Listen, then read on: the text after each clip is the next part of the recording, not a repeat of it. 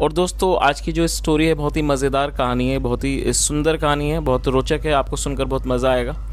उसके अलावा इस स्टोरी में आपको कुछ नए इंग्लिश के वर्ड मीनिंग सीखने को मिलेंगे, उनकी करेक्ट प्रोनाउंसिएशन के बारे में पता चलेगा और जो इसका ग्रामर का पार्ट है उसे हमेशा की तरह बिल्कुल डिटेल में कवर करेंगे, तो एक एक स्ट्रक्चर को आप बहुत ही आसानी से सीख पाएंगे। तो चलिए दोस्तों, आज की इस कहानी को हम शुरू करते हैं और सबसे पहले कहानी का टाइटल देखते हैं। कहानी का टाइटल है the wood cutter and his wife. क्या मतलब हुआ दोस्तों? वुड कटर का मतलब होता है लकड़ी काटने वाला, लकड़हारा जिसे कहते हैं। द वुड कटर, लकड़हारा और उसकी पत्नी। तो दोस्तों ये आज की इस कहानी का टाइटल है, शीर्षक है, और अब मैं इसे पढ़ना शुरू करता हूँ। आपसे रिक्वेस्ट है आप इसे बिल्कुल ध्यान से सुने और यदि आपको कोई नया वर्ड मिले तो आप उसे नोट भी ज़रूर करें। तो चलिए इसको शुरू करते हैं। Once a fairy came to a poor woodcutter and his wife and said. क्या मतलब हुआ दोस्तों? आज की ये जो हमारी कहानी है ये पास्ट में है, और जब हम पास्ट इंडेफिनिट में कोई भी अफर्मेटिव का वाक्य बनाते हैं तो वहाँ वर्ब की सेकंड फॉर्म का प्रयोग किया जाता है। तो ये हमारा पास्ट इंडेफिनिट का अफर्मेटिव वाक्य है। वंस एक बार, आ फेरी, फेरी का मतलब होता है परी, आप इसे नोट कर सकते हैं। वंस आ फेरी मतलब एक बार एक परी। केम आई, ये कम की सेकंड फॉर्म में केम आई, कहाँ पर आई? To a poor woodcutter मतलब एक गरीब लकड़हारा, एंड हिज वाइफ और उसकी पत्नी के पास, एंड सेड और कहा, you have worked hard for so many years. क्या मतलब हुआ दोस्तों? ये जो हमारा वाक्य है ये प्रेजेंट परफेक्ट का सेंटेंस है। जब किसी भी वाक्य में हैज हैव का प्रयोग किया जाता है और साथ में वर्ब की थर्ड फॉर्म, तो इस तरह का जो वाक्य है वो प्रेजेंट परफेक्ट का वाक्य कहलाता है। और प्रेजेंट परफेक्ट का मतलब होता है जब वर्तमान में किसी काम को पूरा कर लिया जाए। तो इस लाइन का क्या मतलब हुआ? यू हैव वर्कड हार्ड, आपने मेहनत की है, फॉर सो मैनी ईयर्स, कई साल। तो इस पूरी लाइन का यहाँ तक क्या मतलब हुआ कि एक बार एक परी एक गरीब लकड़हारे और उसकी पत्नी के पास आई और उसने कहा, you have worked hard for so many years मतलब आपने कई साल तक, मतलब कई सालों तक आपने बहुत मेहनत की है, परिश्रम किया है। Ask for any 3 wishes and they will be granted. क्या मतलब हुआ दोस्तों? आस्क का मतलब होता है पूछना, लेकिन जब आप आस्क के साथ फॉर जोड़ देते हैं तो इसका मतलब हो जाएगा मांगना। तो आप इस वर्ड को नोट कर सकते हैं। आस्क फॉर मतलब मांगना। आस्क फॉर एनी 3 विशेष मतलब कोई भी 3 इच्छाओं को मांग लो। 3 विशेष मतलब इच्छाओं को की मांग करो, मांगो। And they will be granted. दोस्तों ये जो हमारा वाक्य है ये फ्यूचर इंडेफिनिट का पैसिव वॉइस का वाक्य है। जब आप फ्यूचर इंडेफिनिट में पैसिव वॉइस का वाक्य बनाना चाहते हैं तो आप इस स्ट्रक्चर का यूज करते हैं। आप इसे नोट कर लीजिए। विल बी का प्रयोग किया जाएगा हेल्पिंग वर्ब के रूप में और साथ में वर्ब की थर्ड फॉर्म का प्रयोग किया जाता है। और ग्रांट का मतलब होता है किसी को प्रदान करना। तो इस पूरी लाइन का क्या मतलब है? उसने क्या कहा? Ask for any 3 wishes and they will be granted मतलब कोई भी 3 इच्छाओं को मांगो, कोई भी 3 चीज़ों को मांगो, and they will be granted और वो आपको दे दी जाएंगी। चलिए आगे देखिए। The couple started to think what they must ask for. और दोस्तों ये जो हमारा वाक्य है ये जब आप कोई ऐसा वाक्य बनाना चाहते हैं जहाँ पर आप वाक्य की टेल पर लगा लगी जैसे शब्द को शो करना चाहते हैं, आप इस स्ट्रक्चर का यूज़ कर सकते हैं। स्टार्टेड के बाद टू और वर्ब की फर्स्ट फॉर्म। और कपल का मतलब होता है जोड़ा या फिर दंपत्ति। तो क्या मतलब हुआ? The couple started to think मतलब ये जो जोड़ा था, ये जो दंपत्ति स्टार्टेड टू थिंक, वो सोचने लगे what they must ask for, अब उन्हें अवश्य ही क्या मांगना चाहिए। चलिए आगे देखिए। द वाइफ सेड, पत्नी ने कहा, let's ask for a lot of money. क्या मतलब हुआ? Let's ask for a lot of money मतलब कि चलो हम बहुत सारे पैसे मांगते हैं। चलिए आगे देखिए। नो नहीं, इफ वी डू सो यदि हम ऐसा करते हैं, the dacoits will kill us for the money. और दोस्तों डेकोइट का मतलब होता है डाकू, लुटेरे, उन्हें डेकोइट्स कहा जाता है। तो इस लाइन का क्या मतलब हुआ? नहीं, इफ़ वी डू सो यदि हम ऐसा करते हैं, द डेकोइट्स विल किल अस जो डाकू हैं, जो लुटेरे हैं, वो हमें मार देंगे, फॉर द मनी पैसों के लिए। चलिए आगे देखिए।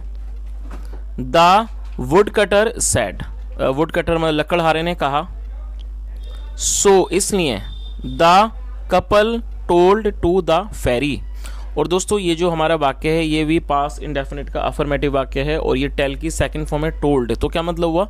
सो इसलिए the couple told to the fairy, जो कपल था, ये जो जोड़ा था, उसने परी से कहा या परी को बताया। दे वुड थिंक, वो सोचेंगे, एंड टेल हर, और उसको बताएंगे, अबाउट द 3 विशेस, 3 इच्छाओं के बारे में, दे वॉन्टेड, जो वो चाहते हैं। चलिए आगे देखिए।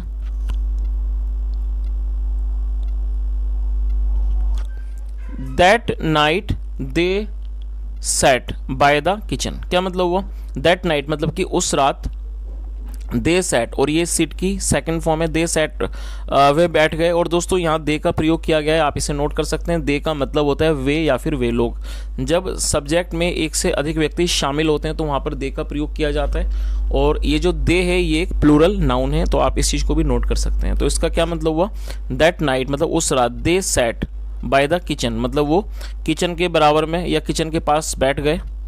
किचन स्टोव मतलब वो जो किचन स्टोव था, जो चूल्हा था, उसके पास बैठ गए। थिंकिंग ये सोचते हुए। व्हाट टू आस्क फॉर मतलब क्या मांगा जाए, ये सोचते हुए वो उसके पास बैठ गए। द वाइफ सेड पत्नी ने कहा। I wish, wife said I wish we had chicken to eat, उसकी पत्नी ने क्या कहा कि आई विश मतलब मेरी इच्छा है कि we had chicken to eat, हमारे पास खाने के लिए चिकन, हमारे पास खाने के लिए चिकन होता, chicken to eat. And there appeared a chicken on a plate, क्या मतलब हुआ? दोस्तों अपीयर का मतलब होता है दिखाई पड़ना, प्रतीत होना। तो इस लाइन का क्या मतलब हुआ? उसकी जो पत्नी ने ये कहा कि I wish we had chicken to eat, उसकी पत्नी ने कहा कि मेरी इच्छा है कि काश हमारे पास चिकन होता खाने के लिए। And there appeared a chicken, और फिर एक जो चिकन था, मतलब एक जो चिकन था, मुर्गा था, वो दिखने लगा। अपीयर हुआ मतलब प्रकट हो गया, दिखने लगा। ऑन अ प्लेट एक प्लेट के ऊपर। द वुड कटर स्कोल्डेड, और स्कोल्ड का मतलब होता है डांटना, और ये सेकंड फॉर्म है। क्या मतलब हुआ? द वुड कटर स्कोल्डेड, जो वुड कटर था, लकड़हारा था, स्कोल्डेड उसने डांटा। You have wasted a wish, और दोस्तों ये जो हमारा वाक्य है ये भी हमारा प्रेजेंट परफेक्ट का वाक्य है। इस वाक्य में हैव का प्रयोग किया गया है। और अगर आपका subject you, I, we, you, they plural होगा, उसके साथ हैव का ही प्रयोग किया जाएगा, और साथ में वर्ब की थर्ड फॉर्म। और वेस्ट का मतलब होता है किसी चीज़ को गंवा देना, किसी चीज़ को व्यर्थ कर देना। तो उसने क्या कहा वुड कटर ने? द वुड कटर स्कोल्डेड, जो वुड कटर था उसने उसको डांटा। You have wasted a wish मतलब आपने एक विश को, एक इच्छा को खराब, बर्बाद कर दिया, व्यर्थ कर दिया है। चलिए आगे देखिए। नाउ अब, स्टिक द चिकन, और दोस्तों स्टिक का मतलब होता है चिपकाना या चिपकना, और ये एक वर्ब है, आप इसे नोट कर सकते हैं। तो उसने क्या कहा? पहले उसने ये कहा कि उसने उसको डांटा और कहा कि तुमने एक इच्छा को, जो एक विश थी, उसको आपने खराब कर दिया, उसको व्यर्थ कर दिया। Now stick the chicken to your nose, और अब ये जो चिकन है इसे अपनी नाक पर चिपका लो। चलिए आगे देखिए। एंड द चिकन फ्लू, और दोस्तों ये जो वर्ड है फ्लू, ये फ्लाई की सेकंड फॉर्म है। फ्लाई का मतलब होता है उड़ना या फिर उड़ाना, और ये सेकंड फॉर्म है फ्लू। तो इसका क्या मतलब हुआ? एंड द चिकन फ्लू, और जो चिकन था, वो जो मुर्गा था, वो उड़ा। एंड गॉट स्टक, और वो चिपक गया। टू द वुमेन्स नोज, कहाँ चिपक गया? टू द वुमेन्स नोज, और यहाँ वुमेन के बाद एपिस्ट्रोफी एस का यूज़ किया गया है। एपिस्ट्रोफी एस का मतलब होता है का, के, की। जब आप किसी के साथ को जोड़ना चाहते हैं तो एपिस्ट्रोफी एस का प्रयोग किया जाता है। तो इस लाइन का क्या मतलब हुआ कि एंड द चिकन फ्लू, जो चिकन था वो उड़ा। एंड गॉट स्टक, और वो चिपक गया। टू द वुमेन्स नोज मतलब महिला की नाक पर वो चिपक गया। चलिए आगे देखिए। The couple got scared now, दोस्तों ये जो वर्ड आप देख रहे हैं स्केयर्ड, ये एक एडजेक्टिव है, लेकिन इस वाक्य में इस एडजेक्टिव को वर्ब के रूप में प्रयोग किया गया। तो आपको ये चीज़ याद रखनी है कि जब आप कोई ऐसा वाक्य बनाना चाहते हैं जहाँ पर आप एडजेक्टिव को वर्ब के रूप में प्रयोग करते हैं, तब आपको ऐसा करने के लिए एक सपोर्टिंग वर्ब की ज़रूरत होती है। तो आप इस चीज़ को याद रखें, क्योंकि ये जो वर्ड है स्केयर्ड, ये एडजेक्टिव है, आप इसके अंदर किसी भी तरह के चेंजेस नहीं कर सकते।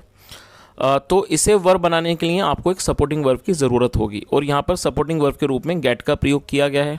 गेट स्केयर्ड का मतलब होता है डर जाना, और जैसा ये पास्ट इंडेफिनिट का वाक्य है, और पास्ट इंडेफिनिट का जब आप अफर्मेटिव वाक्य बनाते हैं तो वहाँ सेकंड फॉर्म का यूज़ किया जाता है। तो रूल के हिसाब से यहाँ पर गेट की सेकंड फॉर्म का प्रयोग किया गया है गॉट।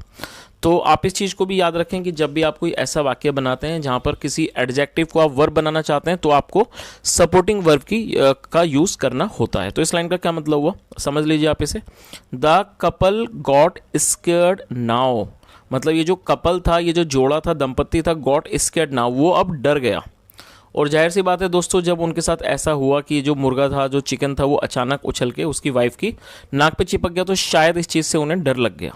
तो इसलिए यहाँ पर ये कहा गया कि जो वो जोड़ा था, जो कपल था, वो अब घबरा गया, डर गया। द वाइफ सेड, पत्नी ने कहा, let me B free of this chicken. क्या मतलब वो let me B free, B free मतलब होता है आज़ाद होना, मुक्त होना। Let me B free of this chicken मतलब मुझे इस चिकन से, ये जो चिकन है, इससे मुझे मुक्त करवाओ, इससे मुझे आज़ाद कराओ। And so the third wish was wasted, तो इस तरीके से जो तीसरी जो इच्छा थी वॉज वेस्टेड, वो भी मतलब गंवा दी गई, वो भी व्यर्थ कर दी गई। वेस्टेड टू, उसको भी गंवा दिया गया। And the chicken got unstuck from her nose, और वो जो चिकन था गॉट अनस्टक, वो हट गया, मतलब पहले वो चिपका होता, फिर वो अनस्टक हो गया, मतलब वो हट गया, फ्रॉम हर नोज, उसकी नाक से। चलिए आगे देखिए। The foolish couple did not think before they spoke and lost a chance of becoming rich. क्या मतलब वो, और दोस्तों ये जो वर्ड है फुलिश, ये एक एडजेक्टिव है, आप इसे नोट कर सकते हैं। फुलिश का मतलब होता है मूर्ख। The foolish couple did not think, और ये जो वाक्य आप देख रहे हैं, ये पास्ट इंडेफिनिट का नेगेटिव सेंटेंस है। जब आप पास्ट इंडेफिनिट में कोई भी नेगेटिव का वाक्य बनाना चाहते हैं तो डिड नॉट के बाद वर्ब की फर्स्ट फॉर्म का प्रयोग किया जाता है, जैसा यहाँ पर किया गया है। और थिंक का मतलब होता है सोचना। क्या मतलब हुआ, the foolish couple did not think, ये जो मतलब मूर्ख जोड़ा था, दंपत्ति था, डिड नॉट थिंक, उसने नहीं सोचा। बिफोर दे स्पोक, अपने बोलने से पहले, मतलब उन्होंने अपने बोलने से पहले, ये जो मूर्ख जोड़ा था, उन्होंने बोलने से पहले नहीं सोचा। एंड लॉस्ट अ चांस, और उन्होंने एक मौके को गंवा दिया, ऑफ बिकमिंग रिच, अमीर होने का जो मौका था उसको उन्होंने गंवा दिया। चलिए दोस्तों, ये आज की अब ये कहानी थी। अब इस कहानी का जो मॉरल है वो भी एक बार देख लेते हैं। इस कहानी का मॉरल क्या है। Think before you speak, think का मतलब है सोचना, और स्पीक मतलब बोलना। क्या मतलब हुआ, थिंक बिफोर यू स्पीक, मतलब कि थिंक बिफोर यू स्पीक मतलब बोलने से पहले सोचो, मतलब आप बोलने से पहले सोचो। तो ये इस कहानी का मॉरल है। तो दोस्तों ये आज की स्टोरी थी, और मैं उम्मीद करता हूँ कहानी आपको अच्छी लगी होगी। और यदि आपको आज की कहानी अच्छी लगी हो, मेरा पढ़ाने का तरीका भी अच्छा लगा हो, तो आपसे रिक्वेस्ट है, वीडियो को ज़रूर लाइक करें, शेयर करें, चैनल को भी सब्सक्राइब करें, और कमेंट करके ज़रूर बताएं यदि आपका कोई सुझाव हो। यहाँ तक सुनने के लिए thank you so much. Have a nice day and bye.